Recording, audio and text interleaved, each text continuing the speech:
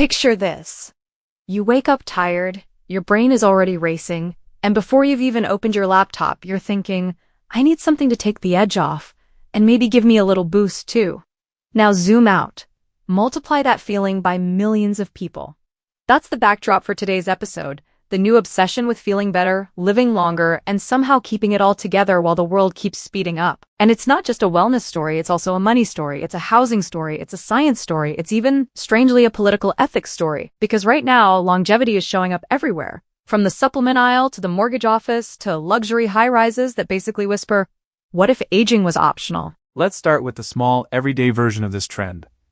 The thing people can grab without changing their whole life. Ashwagandha. If you've been anywhere near health content lately, you've heard the name. It's being talked about like a multi-tool for modern stress. Calmer nerves, better energy, improved strength, more resilience. What's interesting is how experts are describing it, not as some mysterious new discovery, but as an old remedy getting a very modern makeover. Doctors and health professionals keep pointing out. This herb has been around for a long time in traditional practice, but now it's moving into the mainstream as a holistic wellness supplement. So the big takeaway isn't that it's a magic plant, it's that people are searching for an alternative route to mental steadiness and physical vitality. The vibe is less, I want to look a certain way, and more, I want to handle my life without feeling like I'm fraying at the edges. And that same shift, you can see it in research too. There's growing attention on the link between heart health and mental health. Not as separate projects, but as one system. Like, if you're building physical resilience, you're also building emotional resilience. And if your mind is under constant strain, your body pays for it. Which sets the stage for the bigger, bolder promise people are chasing: longevity.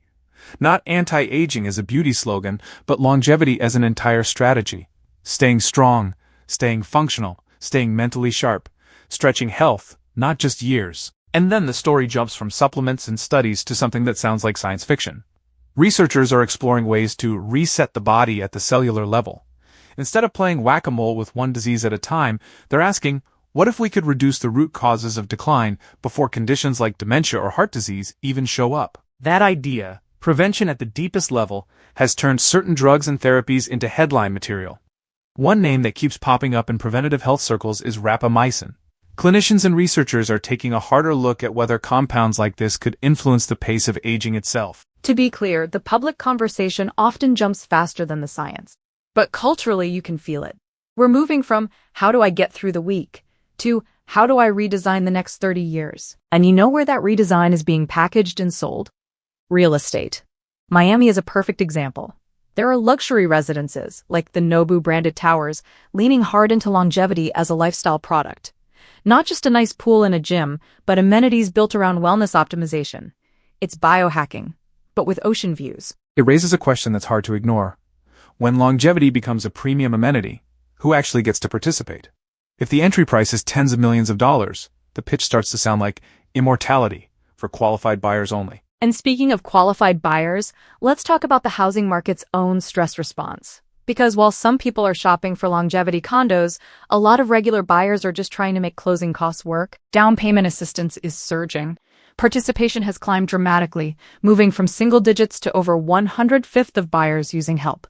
That's not a tiny shift. That's a signal flare that affordability pressure is reshaping who can buy and how they get there. Then you've got mortgage rates behaving like they drank 3 espressos. They stayed steady for a while. Then the average 30-year fixed rate popped up, around 6.3 to 6.5, before settling again. That kind of movement changes people's monthly payments fast, and it messes with confidence. But at the same time, rising home values are opening doors in a different way, especially for seniors. Even when people feel less financially optimistic overall, home equity can create an opportunity to access cash later in life. That's where reverse mortgage conversations come back into focus. And industry data suggests it's a complicated moment. Real needs, real pressure, and a lot of economic uncertainty. Now here's where the longevity theme and the housing theme collide in a really big way. The wealth transfer that's expected to flow through housing. We're talking about an enormous amount of value moving between generations, well into the trillions. Housing professionals are being told, basically, if you want to keep the next generation as clients, you can't ignore estate planning. Because the people inheriting homes or inheriting the proceeds from them are going to make decisions. Sell, keep, renovate, rent, refinance, and the agents, advisors, and lenders who understand that family transition will be the ones who stay relevant. So we've got stress supplements, heart-mind research, cellular reset ambitions, biohacked luxury towers, and a housing market where people are stretching every dollar. It's already a lot. And then the story takes a turn into dark comedy. Because not everyone chases longevity with meditation and meal prep. Some people apparently chase it with creative budgeting. There's a story out of Massachusetts where a former mayor allegedly tried a very personal version of financial wellness, awarding himself unauthorized payments tucked into the city budget. It's almost too on the nose. Like the tongue-in-cheek morale of the story is, the ultimate longevity secret is cash and a lack of oversight. But underneath the joke is something real.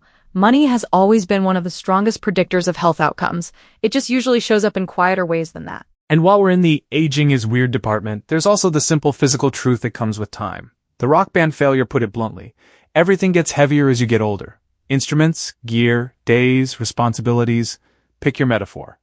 The body keeps score. Which is why I loved hearing about Michaela Strachan's approach to staying fit in her 60s. The headline version is that she stopped obsessing over looks and focused on longevity, strength, function, being capable. And the bigger message is, a longevity routine doesn't have to be about punishment. It can be about building a body that supports your life. That might be the most practical thread through all of this. The real future of living longer isn't just some pill or some fancy building. It's the accumulation of choices and systems, how we manage stress, how we protect heart health, how we structure money, how we plan for aging, and how we keep mobility and strength as we get older. And maybe the most revealing part is how many industries want a piece of the longevity conversation. Supplements say they can take the edge off. Science says it might be able to change the trajectory. Real estate says it can wrap it all in a beautiful view. Finance says it can extend your options. And somewhere in the background, the Ethics Commission is tapping the microphone asking, okay, but who's paying for what and why? So if you're listening and thinking, what am I supposed to do with all this? Here's a grounding question. Are you chasing longevity as a fantasy or building it as a practice? Because one of those is mostly marketing. The other is a long game, and it's personal. Longevity is getting crowded. It's getting expensive in some places, and it's getting genuinely exciting in others. But the heart of it, no matter how it's packaged, is the same. People want to feel steady, strong, and clear for as long as they can. And whether your starting point is an herb for stress, a walk instead of a gym session, a conversation about home equity, or planning how a family home gets passed down, what matters is that you start somewhere real. Not because you're trying to live forever, but because you're trying to live well. Please like, subscribe, and join us at I Am Healthy Money. Life has its ups and downs, but you're not alone. From 10 to 110, we're in this together, right here, right now. We love ya.